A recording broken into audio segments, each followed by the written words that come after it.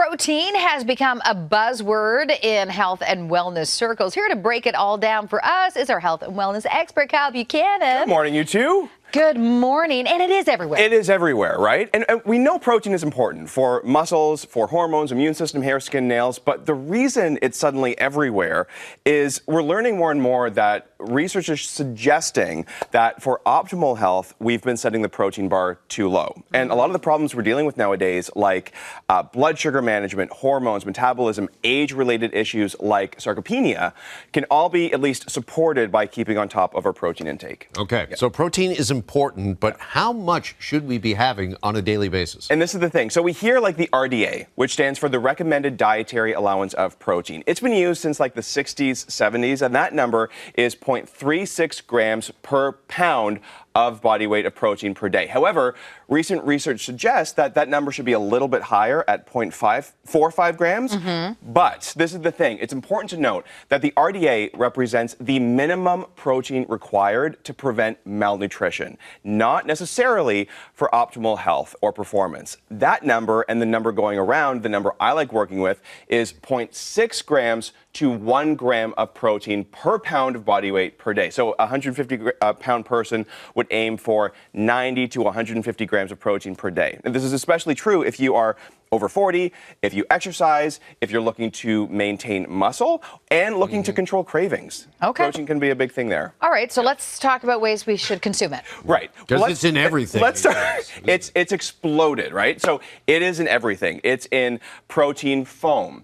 It's in protein coffees. It's in lattes. It's in chips. It's in collagen waters. It's in cereals. It's in tortilla wrap. It's literally in everything. If you wanted to try, have you tried a protein latte? Nope. Before? If you want, you feel free. So it's in everywhere. It's important to know with these things, these are still processed proteins. So normally whenever you see like a protein forward products, it has a concentrated protein, like whey protein added, or pea protein if it's vegan, or soy protein or egg white protein.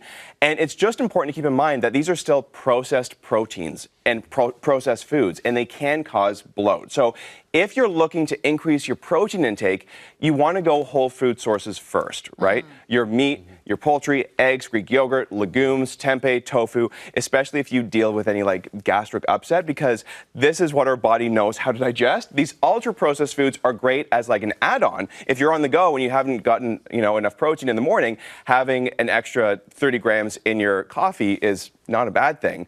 But it's important not to rely just on prepackaged products for this thing. But honestly, I'm not, as far as like trends go, I'm not really upset about this trend where we're just focusing a little bit more on protein. Yeah. All right. Also, before we let you go, Yeah. you want to talk about the protein and digestion as well, right? And this is what I don't think is talked about enough. If you are upping your protein intake, you want to make sure you are supporting digestion, especially if you find that extra protein isn't sitting well. If you're one to, maybe you don't eat meat too often and you're trying to increase it, and you find that the meat or protein sits heavy in your stomach, that can be a sign that your protein needs, your digestion needs a little extra support. So this is where things like, we've talked about it before on the show, things like breathing before you eat, calming your system, apple cider vinegar before meals, or bitters, or in the beginning, you can consider something like digestive enzymes to give your body a little added support just for that uptick in protein. But the protein is great, but if you're not properly digesting and absorbing it, it's going in one end at the other. Right. Yeah. Got it. I'm following you. I'm following. Yeah. I wish we had that in a banner in the bottom of the screen. One end out the other. But it is shocking. The trends, the products, they do follow the trends, and this is not going away anytime soon. It is really important to keep on top of your protein intake through whole food first. Okay. Yeah. There you have it. Thank you, Kyle. Yeah. Thanks, you too.